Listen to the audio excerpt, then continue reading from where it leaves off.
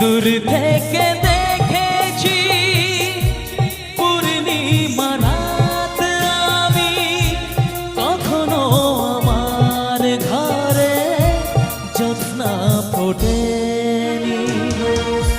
চিরদিন আধারে কেটে গেল এ জীবন, কেউ তো প্রদীপ হাতে কাছে আসেনি।